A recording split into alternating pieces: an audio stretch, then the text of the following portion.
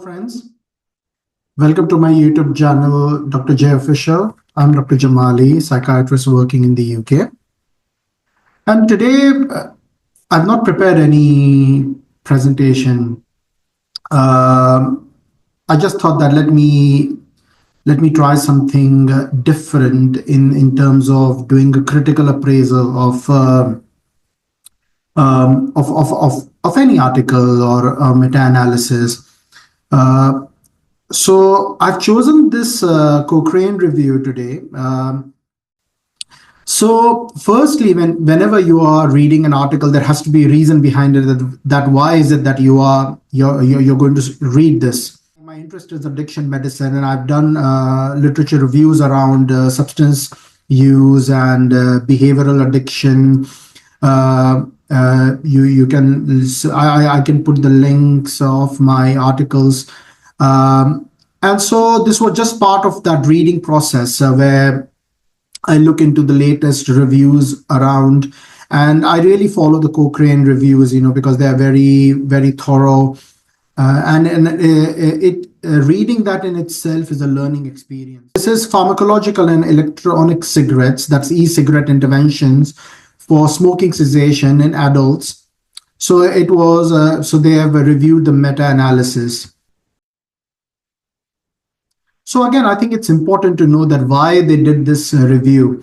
So they wanted to find out which treatment helped people to stop smoking, which is understandable. So they were looking at the most effective treatment option, or how these treatments compare with each other, and whether there are ways of providing these treatments that mean they are more likely to help people smoking, that is different doses. And so again, it's about the duration of treatment and the dose required. This is what I usually look into. So I now I've got the gist that what was the purpose of this review. Now let me straight away get into the method used. Now this is something which I look closely. So you look at, the population, the P, first P of the PICO, and that is population. So here, basically, I'm looking into that. What was the inclusion criteria of all these reviews? So here they've included randomized control trials. They've included cluster randomized control trials. Now, cluster RCTs are, so maybe in these RCTs, they found participants in one setting. So maybe it was hospital, or maybe in a primary care center, or maybe in these addiction clinics. So so they found all these participants in one area, in one setting. So that's why it's called cluster randomized control trials. And again, factorial is, again, it's very important. They've already mentioned here that the study arms that were balanced with respect to factors other than the interventions of interest. So again, we have to ensure that there are no confounding variables which can impact the overall outcome of the study. So that is something which they looked into. Now, so we know that, they included the randomized control trials. And they excluded non-randomized. So non-randomized. Now it would be interesting to see the comparison, whether it was a particular medicine with a placebo, or they compared two medicines, or what it was. So we'll see how it goes. So their inclusion criteria was adults 18 and over who smoke cigarettes. People using more than one type of tobacco were included. They excluded pregnant women, and they excluded young people age under 18. So this was their exclusion criteria. So we know the population now. Now let's see the intervention, the I. So types of intervention. So they included nicotine replacement therapy, electronic, e-cigarettes, varenicline, cytizin, bupropion, or nortriptyline, or including the combination of more than one. So they've included most of the recommended treatments for smoking cessation. So nicotine replacement therapy that is available over the counter, e-cigs are as well. Varenicline is prescribed, cytizin is prescribed, and so is bupropion. I don't think we prescribe nortriptyline that frequently, in England at least. So what they would now we've talked about the intervention. So they included these medications comparing with each other. Now let's talk about the comparative effects. So that is the C, population intervention comparison. So the comparative effects here, they looked at the intervention type, obviously, the delivery, the route of administration, whether it was oral or whether they used a patch.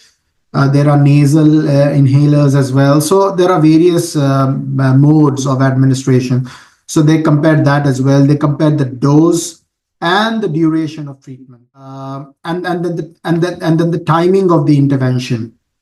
So they compared all these parameters with all these different treatments. So again, the intervention is the timing of intervention in smoking cessation is the key as well. Usually you would start, there is a quit date, and for some medications you start a week, you start that a week prior the quit date, but for some you can start at any time. So the outcome measures, now we are talking about the O, the population intervention comparison, and then the outcome. Let's look at the tables now. So that will give us an idea what exactly did they measure. So that gives you a good picture in terms of components of pharmacological and e-cigarette interventions for smoking cessation. So smoking cessation at 6+ months. So again, in these charts also, it's good that they mention about this. So population, the components, what did they compare with, and what was the outcome? So smoking cessation at 6 months to 5 years. Okay, so that is kind of very significant. So, and what they did is they used the odds ratio. Now in odds ratio, we have to remember that the value of no effect is 1. So you can look at my previous YouTube videos where I've mentioned about the p-value, the confidence interval, and then the value of no effect. So in odds ratio or a relative risk ratio, it is 1. Now let's talk about varenicline. So sample size is also very important when you're critically reviewing data. So this is 16,430, which came from 67 randomized control trials. So that is quite substantial. So the odds ratio, the confidence interval was 95%, and the odds ratio is 2.33. Now let's look at the confidence interval here, 2.02 to 2.68. Is there a 1 in between? No. So this is statistically significant. So the relative effect was 2.33, which means without intervention. Now what we are looking here is the abstinence from smoking at 6 months to 5 years. So now here I think they compared with intervention and without intervention. So with varenicline and without. So with varenicline, the anticipated absolute effect was 14 per 100. And without was 6 per 100. So you can see that people taking varenicline have a higher chance of remaining abstinent from smoking. Right? So this gives you an idea. Look at cytizin. So the participants, number of participants, 3,848 participants. This came from 7 randomized control trials. Uh, Again, this doesn't give you a clear picture in terms of if they've included 7 randomized control trials, what was the sample size of each? Have they included randomized control trials, all of a bigger sample size, or have they included smaller studies? Let's hope that in this Cochrane review they've included funnel plots, which will give us an idea of whether there was any potential bias or not. So let's see whether that is there or not. So when you think of citizen, again, it's the with intervention and without intervention. So when somebody had citizen, the chances of remaining abstinent is 13 per 100 as compared to those without. So that is 6 per 100. Again, this is statistically significant odds ratio because one doesn't come between 1.66 to 2.97. Similarly, you look at the nicotine patch. So what you need to look into is the sample size, the randomized control trials included, whether the parameter used to measure is statistically significant or not. So it seems that most of the data here is statistically significant. The other thing to note of is the nicotine patch, right? So the sample size here is 37,319, a very big sample size coming from 105 randomized control trials. This gives you an indication that you get more participants using nicotine patch, or the nicotine replacement therapy compared to other interventions. One of the reasons could be because it is potentially available over the counter, so it is easily accessible. Maybe that is the reason. There could be other factors as well, but this, even just reading up on this gives you an indication of what it is we are looking at. There was another table. Here they were comparing placebo e-cigarettes, placebo, and no pharmacotherapy. And the outcome was serious adverse events measured. So again, here they were looking at adverse effects. So let's see. So again, they started with varenicline, decent sample size of 13,407. Now here you can see, here they were looking at the adverse effects. Okay, the outcome, serious adverse events measured. Okay, now this is very interesting. 95% confidence interval, odds ratio, so the value of no effect is 1. Adverse events with varenicline comparing with placebo. The odds ratio is 1.18. Look at the confidence interval, 0.93 to 1.49. Is there a 1 in between? Yes, there is, which means this is not statistically significant, right? So again, there is some ambiguity here. You don't get a better picture, and that's where the certainty of evidence is low, because it is not statistically significant. Let's look at citizen. Again, if you look at the confidence interval, there is a 1 in between. So again, this is not statistically significant. So the certainty of evidence is still low, right? Maybe it is a sample size. We don't know. Could be. And that is where the importance of clinical significance is. I have mentioned that in my previous videos, that statistical significance doesn't mean that it is clinically significant. So they've not included nortriptyline, maybe because it's not widely used. There is insufficient evidence. Okay, so let's go further down. Right.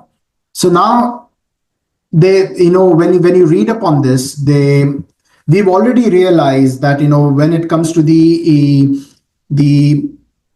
what we have understood so far, just by looking into this very briefly, is that what kind of trials they've included, the interventions, then the medications they've used to compare, and then the compare again, the comparison with each other or with placebo, or with no treatment whatsoever, and then the overall outcome. So the two tables we saw was one whether participants remained abstinent from 6 months to 5 years.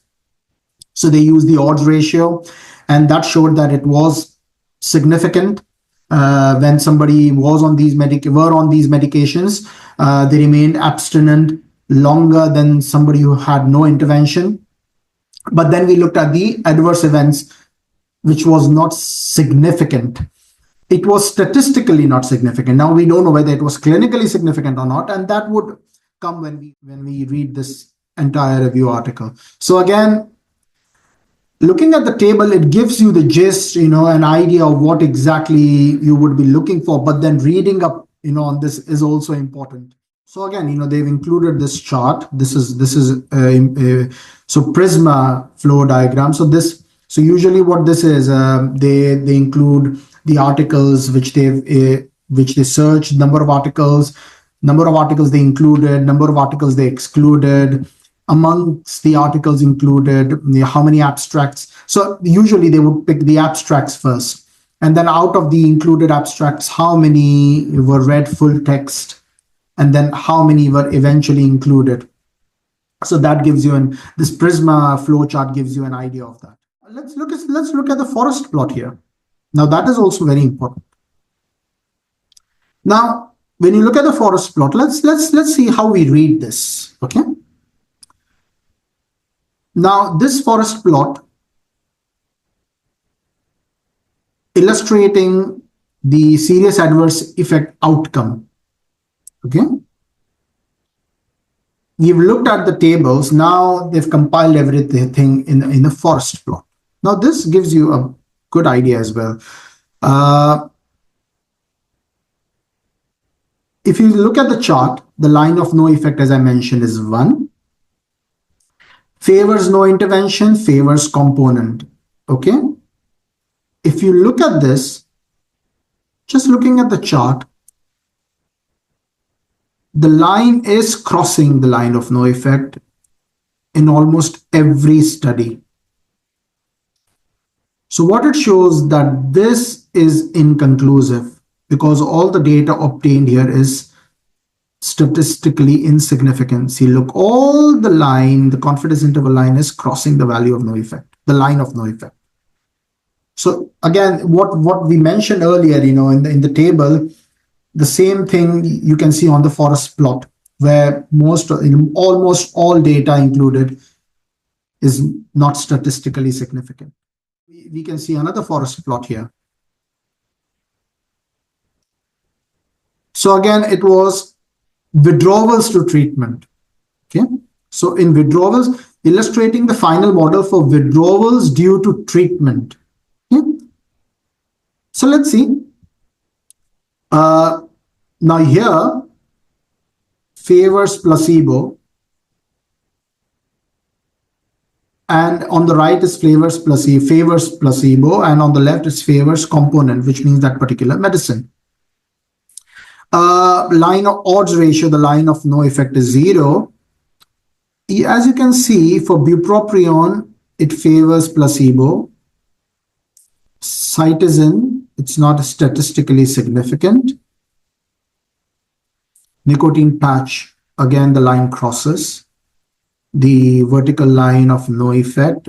If you look at nicotine other, again, it's not clear what exactly they're looking for. Nortriptyline, I don't know whether to rely on this because we don't know the sample size, and as we've seen in the tables above, there was not adequate sample size. In one of the tables, they didn't even include nortriptyline because of inadequate studies. Varenicline, it favors placebo, so maybe there is risk of withdrawals. Again, we need to read up more on this, but again, this forest plot gives you an idea. Now, they put numbers on the heterogeneity, but let's see whether now just looking at this, I think it's more homogeneous. Most of them are on the right, so uh, there is no heterogeneity here. But usually on these forest plots, they do include the test of heterogeneity. Let's see whether we can find anything later. Look at the funnel plot here. So if you look at the funnel plot, so towards the narrower end of the funnel, you would see studies with a larger sample size. So if you look at the funnel plot here, and these color codings is for the studies. So red is bupropion. So if you look at the red dots here, most of the studies on bupropion, they've included larger sample size. There is one outlier. Now, when you go towards the broader end of the funnel, these are studies with smaller sample size. So now red dot is outside the funnel, which means maybe they've not included, we don't know the reason, but they've included most of the smaller studies. Again, you look at varenicline, again, they've included most of the studies with larger sample size. They've included smaller studies as well. So they've tried to mitigate the risk of selection bias, which is good to know. So again, this funnel plot gives you a lot of indication. Again, if you look at the gray, nortriptyline gray or purple, just by looking at it, you can see that there are not many studies included related to nortriptyline. They've included many studies on bupropion. There are studies around varenicline, around patches, nicotine patch, yes. Nicotine other, yes, they've included those. Cytizin. Now again, the other thing worth watching here is cytizin. Cytizin is this light brown. Now, this is an outlier. They have not included this. They've included, I think, very few studies on cytizin, maybe because it is one of the newer treatments for smoking cessation. So maybe we still don't have enough, maybe not enough studies, or maybe not enough samples or number of participants recruited who are taking cytizin, because maybe we don't have that many. So as you can see, just on the funnel plot, they've not included many studies on cytizin. So again, this gives you an idea of any potential bias.